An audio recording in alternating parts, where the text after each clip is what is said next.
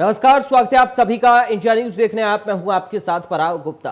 पूर्वांचल में सियासी पारा चढ़ गया है। मिर्जापुर में जनसभा को संबोधित करते हुए पीएम मोदी ने विपक्ष को घेरा, कहा विपक्ष का इतिहास आतंकियों और माफियाओं को बचाने वाला है।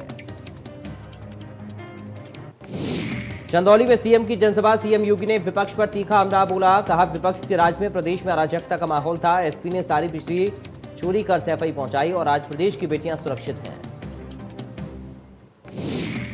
वहीं ये भी कहा कि सबका साथ सबका विकास हो रहा, नौजवानों को रोजगार मिल रहा, स्वरोजगार को बढ़ावा मिल रहा। कोरोना के समय जनता को हर तरह की सहायता प्रदान की। उन्होंने कहा 6 चरणों के चुनाव रुझान बताते हैं कि बीजेपी का स्कोर 350 के पार कर चुका है। 10 मार्च को जब चुनाव परिणाम आएंगे तब पूरे प्रदेश में सिर्फ बीजेपी ही दिखाई देगी। साथ ही ये भी कहा कि किसानों ने चंदौली जिले का नाम देश दुनिया में रोशन किया। 3 साल पहले इस जिले में काला चावल पैदा नहीं होता था।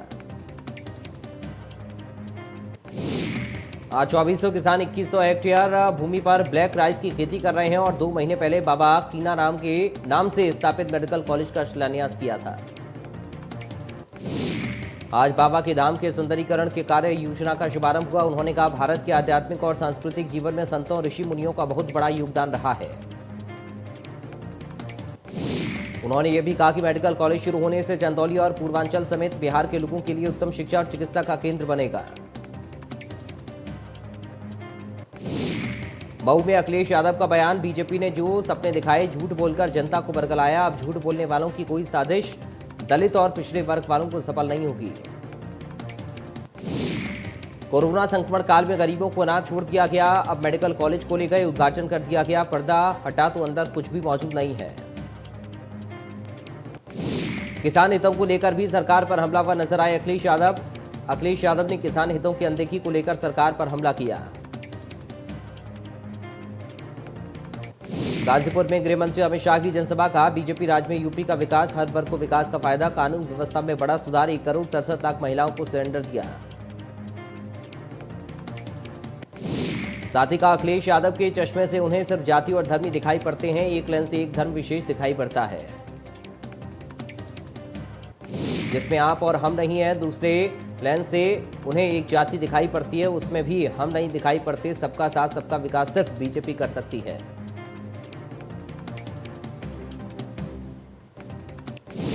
राकेश टिकैत ने चुनाव में धांधली का लगाया आरोप, यूपी चुनाव की मतगणना में हो सकती है धांधली, एक जिले से एक सीट में धांधली करने की संभावना, किसान काम छोड़कर करें मतगणना स्थल की निगरानी।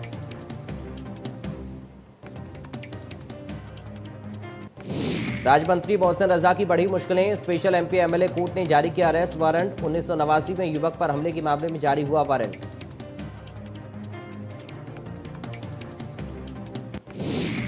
मऊ में अब्बास अंसारी का विवादित बयान आया सामने, अधिकारियों को धमकाते दिखे अब्बास अंसारी, कहा अधिकारियों का 6 महीने तक नहीं होगा ट्रांसफर। साथ ही कहा पहले हिसाब किताब होगा और फिर होगा ट्रांसफर।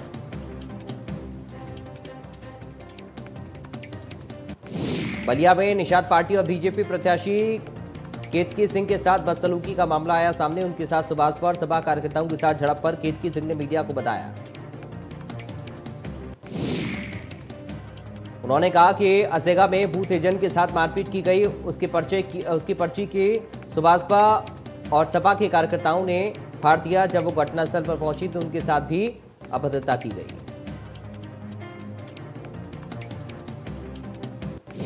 यूक्रेन में एमबीबीएस की पढ़ाई कर रही शाहजहांपुर की छात्रा सकुशल पहुंची अपने घर।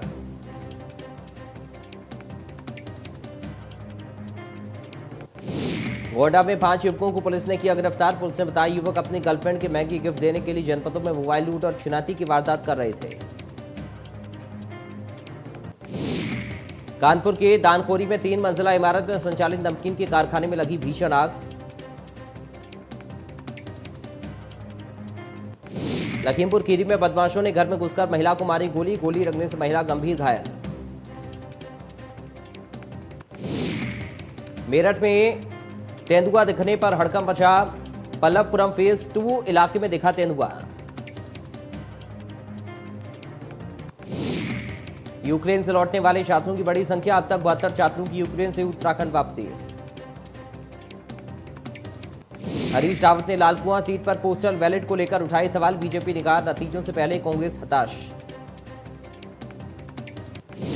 हरीश रावत ने यशपाल आर्य से मुलाकात की। यशपाल ने मुलाकात को बताया शिष्टाचार भेंट। अल्मोड़ा में पुलिस की बड़ी कार्रवाई। पुलिस ने साइबर ठग गिरोह का किया पर्दाफाश। गिरोह के सरगना समेत 2 गिरफ्तार। नैनीताल में युवक का शव मिलने से सनसनी। सीने में लगी 3 गोलियां। घटनास्थल से मोबाइल और तमंचा बरामद। रुद्रपुर में तृतीय केदार तुंगनाथ में शीतकाल में पर्यटकों की आवाजाही पर हकूकदारी। मक्खू गांव के ग्रामीणों ने रोष जताया।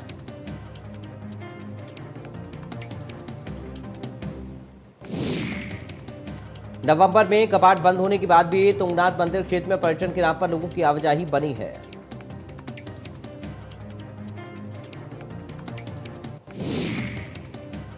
जो मंदिर परिसर में भी जा रहे और वहां घंटी बजा रहे, जबकि शीतकाल में आराध्य भगवान समाधि में लीन रहते हैं। मंदिर के मठाधिपति रामप्रसाद मैठाणी ने ये कहा है।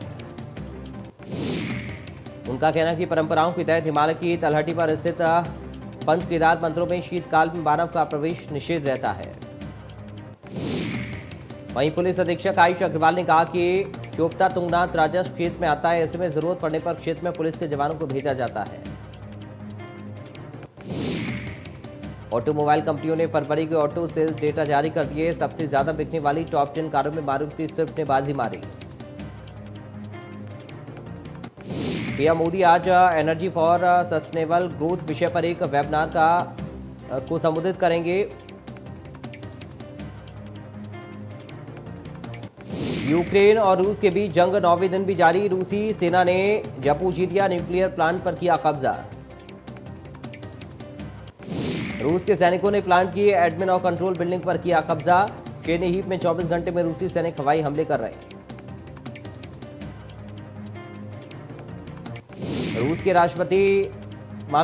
यूक्रेन के राष्ट्रपति जेलेंस्की ने कहा कि पुतिन चेर्नोबिल परमाणु दुर्घटना जैसी दूसरी घटना को अंजाम देना चाहते हैं।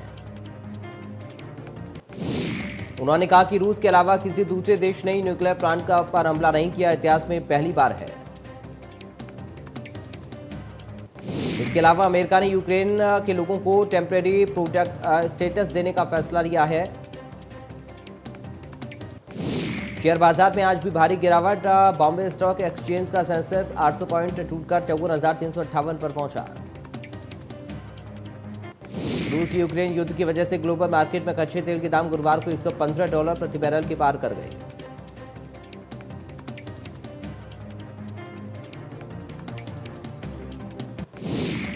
बॉलीवुड के बादशाह साल 2023 में रिलीज होने वाली फिल्म पठान से कमबैक कर रहे हैं। आखिरी बार शाहरुख का साल 2018 की फिल्म जीरो में नजर आए थे।